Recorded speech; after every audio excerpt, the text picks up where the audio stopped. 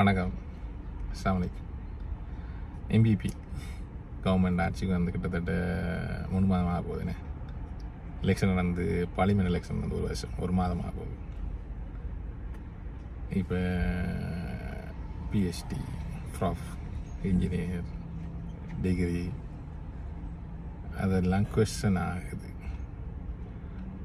இந்த கொஸ்டின் கேட்கறதுக்கு எம்பிஆருக்கு இதெல்லாம் தேவையில்லை. உண்மையாக என்னென்னு சொன்னால், அவங்களோட ஆட்சிக்கு வந்த விதம், அவங்களோட எலெக்ஷன் கம்பெயின் எப்படி இருந்துச்சு, நாங்கள் இத்தனை எம்பிபி ப்ராஃப் இருக்கோம், இத்தனை இன்ஜினியர் இருக்கோம், இத்தனை டாக்டர் இருக்கோம், இதெல்லாம் பொய் இருந்துச்சுன்னா அப்போ அவங்களோட கம்பெனி பொய் என்ன.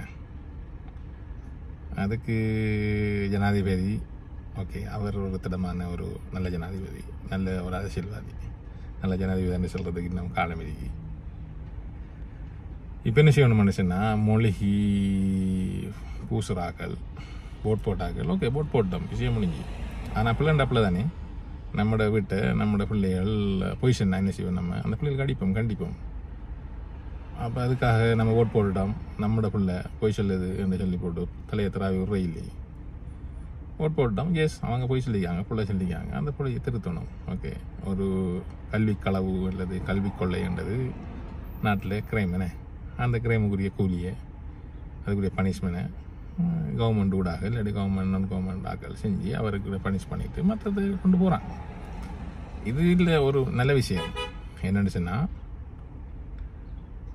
இவங்கள்ட்ட இருந்து ஜனாதிபதி அட்வைஸ் கேட்க போனாரே, இப்படி பொய்யான பிஹெச்டி ஆக்கள்கிட்ட இருந்து ஜனாதிபதி அட்வைஸ் கேட்டிருந்தால் இப்போ 5 வருஷத்துக்கு பிறகு நம்ம யோசிச்சிருப்போம் அவர் புலண்டு சொல்லி. இப்போதே இது தெரிய வந்ததால் ஜனாதிபதிக்கு நம்ம நாட்டுக்கும் நல்லது நடந்தது. வேல்கிட்ட இருந்து நம்ம அட்வைஸ் கேட்க தேவையில்லை, வியல் மூலம் ஜனாதிபதி பிள்ளையாக தேவையில்லை. ஒரு நல்ல விஷயம் அதை பார்த்தோம்னு சொன்னால் இது நாட்டுக்கு நல்லது. இப்போ இவங்களை இப்போதே நம்ம கண்டுபிடிச்சிட்டோம். நம்மளோட நாட்டு மக்கள் தெளிவாக இருந்து இதை கண்டுபிடிச்சி இவங்ககிட்ட இருந்து அட்வைஸ் கேட்காம ஜனாதிபதி நாட்டுக்கு நல்லதுகளை செய்யணுமென்று நாங்கள் எதிர்பார்க்கோம். நம்ம எஸ்ஜேபி நாட்டில் பெரும்பாலானாக்கள் எம்பிபிக்கும் ஜேபிபிக்கும் போட்டாக்கள் அவங்க இதை உணர்ந்து அதுக்கேற்ற மாதிரி ரியாக்ட் பண்ணாங்கன்னு சொன்னால், நம்மளோட ஊர் வழக்கம் முட்டு கொடுக்க, ஒரு பிள்ளைய இன்னொரு பிள்ளையால் திருத்துற.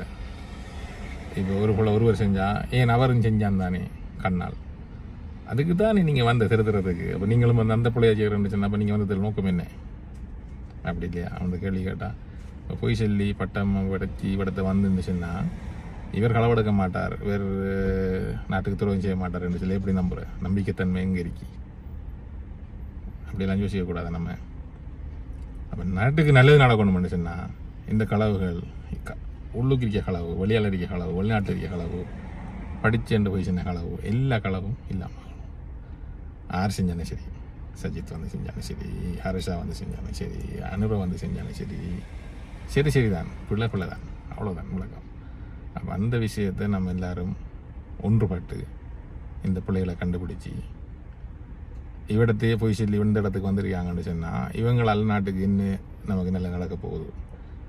ஓகே, அந்த பொய்களின் பங்குதாரிகளாக நம்மளும் ஆகிறதா இல்லை, அந்த பொய்யை திருத்திட்டு நல்ல ஆக்களை வந்துட்டு அதுக்கு பிறகு நாட்டை கொண்டு போகிறதாண்டு நம்ம தான் யோசிச்சு முடிவெடுக்கணும். கூடிய கதைக்கீழா நாட்டுக்கு நல்லா நடக்கட்டும்ண்டு பிரார்த்திச்சு அது சுகமமான முடிவெடுப்பார். அவரை பதவியிலேருந்து நீக்கி, எம்பி பதவியிலேருந்து நீக்கி, ஏன்டா அவங்க எம்பி பதவிக்கு வாரத்துக்கு அதை போட்டு தான் போஸ்ட் போட்டு ஓகே நான் பிஹெச்டி, நான் இன்ஜினியர், நான் டாக்டர், நான் ப்ராஃப் என்று போட்டு தான் எம்பி எலெக்ஷன் கேட்டாங்கண்ணே. அது போய் எவ்வளவு அப்போ அதில் இன்னைக்கு அவங்களுக்குரிய பனிஷ்மெண்ட் கோர்ட்டுங்களாக பனிஷ் பண்ணி மற்றவர்களுக்கு பாடமாக ஆக்கி இதுக்கு பிறகு எம்பிபியோ எந்த ஆட்சி வந்து எந்த அரசாங்கம் வந்தாலும் இவங்களுக்கு இடம் இல்லை, பொய்யர்களுக்கும் களவர்களுக்கும் பிரெட்டாளுக்கும் அந்த அவங்களுக்கு இடம் இல்லைன்னு சொல்லி செஞ்சோம்னா நாடு முன்னேறும். நம்மளோட நாடு சிங்கப்பூர் ஆகணும் தான் நம்மளோட எதிர்பார்ப்பு. அது யார் செஞ்சாலும் சரி, அபிலிட்டி யாருக்கு அவர் செஞ்சால் சரி, இன்ஷா அல்லாஹ் நடக்கும் எதிர்பார்க்கும். பார்ப்போம், சந்திப்போம்.